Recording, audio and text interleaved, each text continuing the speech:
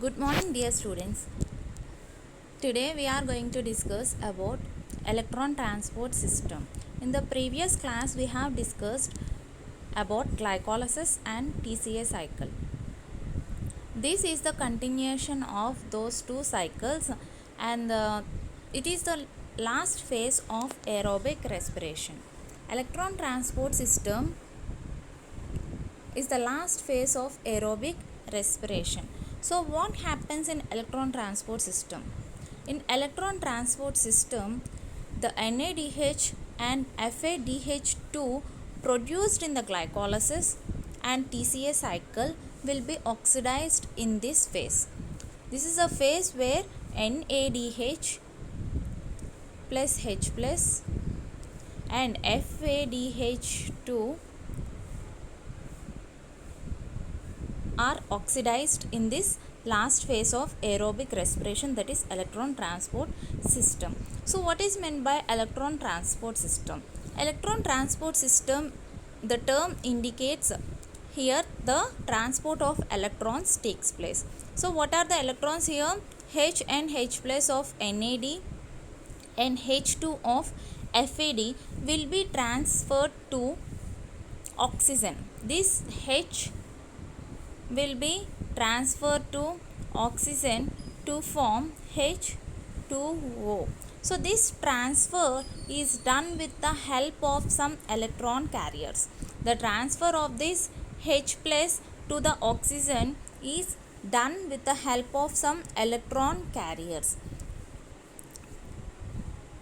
So these electron carriers are present on the inner mitochondrial membrane of these electron carriers will be present in the inner mitochondrial membrane. So this electron transport system mainly focuses on two steps, that is oxidation and phosphorylation. First the oxidation takes place, then phosphorylation takes place. What is meant by oxidation? NADH and FADH2 which are produced in glycolysis and TCA cycle will be transferred to the oxygen with the help of some electron carriers. This I will explain you how it is carried from NADH and FADH2 to oxygen. So after transferring this protons and electrons to oxygen, it will be forming finally H2O. Okay. So after this, the energy produced during this cycle, the energy which is produced during this electron transport system will be helpful in the synthesis of ATP. The energy that is produced during this transfer of electrons will be helpful in the synthesis of ATP. This synthesis of ATP is done by adding inorganic phosphate to ADP. Okay, so this process of synthesis of ATP from ADP and inorganic phosphate and the energy from electron transport system is known as phosphorylation. What is meant by phosphorylation? The synthesis of ATP from inorganic phosphate and ADP and energy is known as phosphorylation. You have to know the another term here, that is oxidative phosphorylation. These two steps, when it is done together, we call that step as oxidative phosphorylation. Means the synthesis of ATP in the presence of oxygen. In the presence of oxygen, we call that process as oxidative phosphorylation. Okay, so coming to the electron transport system, what happens actually in the electron transport system? Already we have seen glycolysis and TCA cycle. So in that cycles we have seen the production of NADH and FADH2, which are actually a high energy compounds. NADH plus H plus and FADH2 both are high energy compounds which are ready to lose their electrons. Okay, which are ready to lose their electrons. So these electrons are first transferred to flavoproteins. Means NADH plus H plus is the,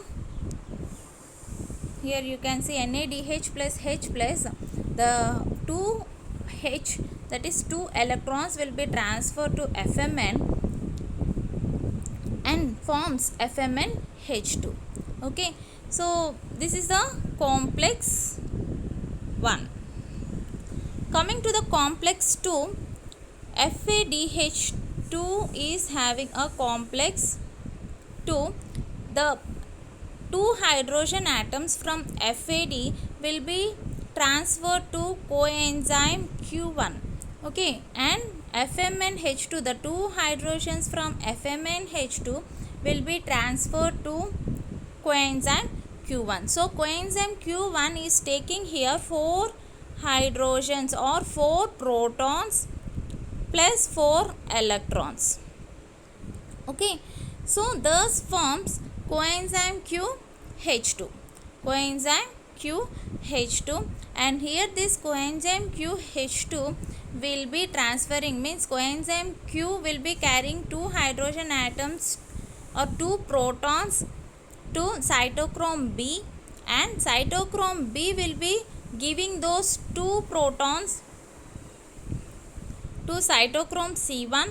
Next, cytochrome C1 will be giving 2 protons to cytochrome C, and C is giving to A, and cytochrome A is giving to cytochrome A3. So here you can see an order of cytochromes placed on the inner mitochondrial membrane, and that too in the order wise, that is first cytochrome B, cytochrome C1, cytochrome C, cytochrome A, cytochrome A3.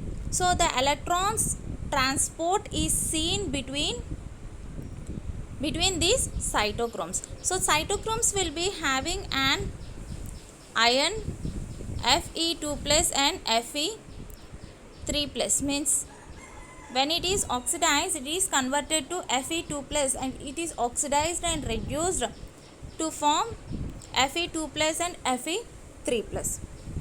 So when it is oxidized and reduced, the electron transfer takes place. So here from cytochrome A3, finally the electrons are carried to the half O2. So 2 electrons will be carried to half O2, means O. So finally this forms H2O. Okay, so thus finally we can say the protons from NADH plus H plus and FADH2 will be carried out to oxygen through electron carriers to form H2O, and this process we call it as oxidation. Okay, so we can say there is a liberation of energy for the formation of this water molecule from NADH plus and H plus and FADH2. So in which steps the liberation of energy takes place? The liberation of energy for the ATP synthesis takes place at these 3 sites. Okay, the first site is the conversion of NADH to coenzyme Q1, the transfer of electrons between here. This is the first stage where some liberation of energy takes place, and this is the second stage where some amount of energy liberation takes place, and this is the third stage where cytochrome A to O2, this is the third stage where some amount of liberation takes place. So these 1, 2, 3 stages liberation of energy is helpful in the synthesis of ATP. Okay, so this energy will be uniting the inorganic phosphate with ADP, thus forms ATP. Okay, so finally ATP is produced from NADH and FADH2. So in the glycolysis process, in the net gain of energy, I have told you that NADH will be producing